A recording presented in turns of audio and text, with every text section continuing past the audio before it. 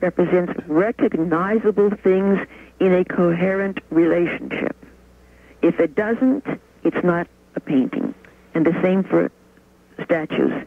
If it's a pile of marble representing nothing, it's not art. Marina, I would say the same thing about philosophy. If somebody writes a whole bunch of gibberish and says, that's my philosophy, I'd say the fact that it's gibberish disqualifies it from being anything. It's just gibberish. And so if what you have is a pile of stone, the person who produces it is a stonemason, not an artist. Or not even a mason. He's probably just a digger, a ditch digger. Or a convict. Marina. Yeah, or a convict. Right.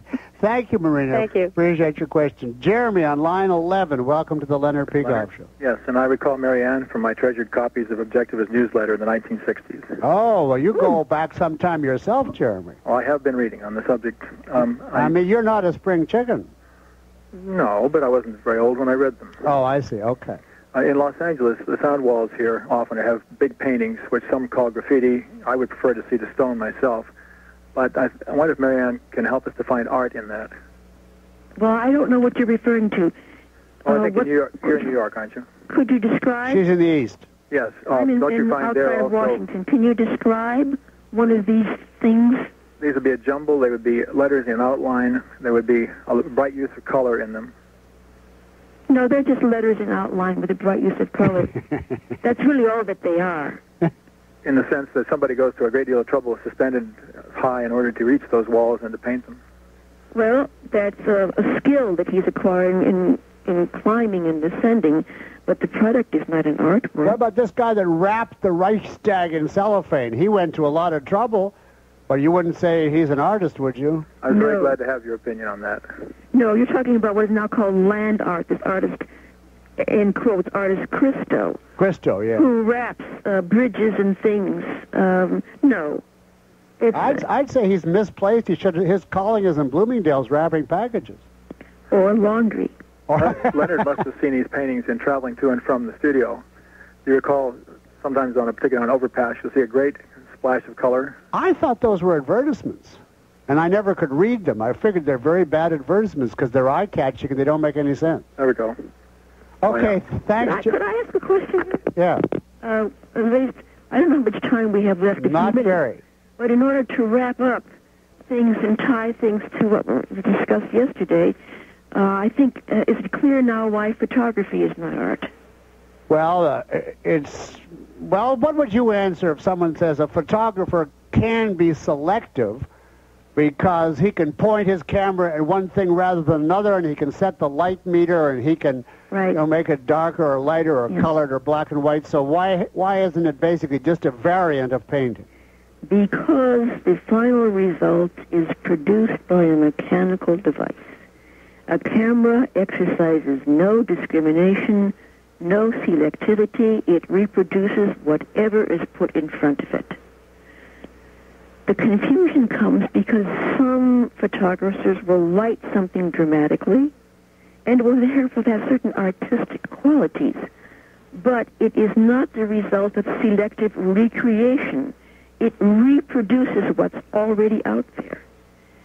And if you call the result, the photograph, a work of art, what you're really saying is the real thing is a work of art. Yes, very good. And there's no then distinction between art and reality. Art and life. Yeah. But there is. Excellent. So art is a selective recreation of reality according to the artist's metaphysical, or as we were saying, basic. value judgments. Could I add one thing here? Sure, you have to do it pretty fast. All right, and it has to do with a scene in Atlas Shrugged in which Ayn Rand applied her theory of art, and I won't give anything away about the novel. It's early in the story when the heroine is walking through the concourse of a railroad for which she works. And there's always something that she likes to stop and look at, which is a statue of a man, a statue of one of her ancestors who founded the railroad. This is what Miss Rand says about it. It was the statue of a young man with a tall, gaunt body and an angular face. He held his head as if he faced a challenge and found joy in his capacity to meet it.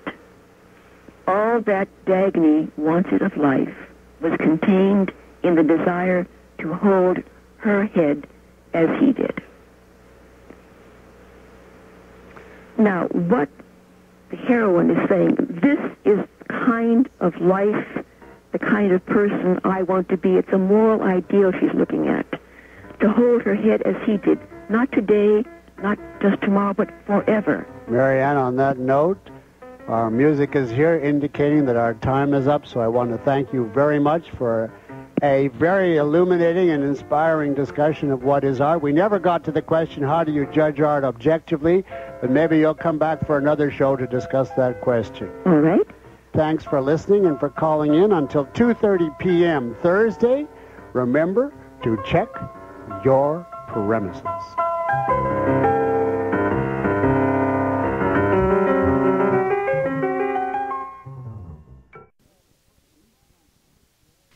For additional information about other available programs, please contact Second Renaissance at 1-800-729-6149 or at www.aynrandbookstore.com.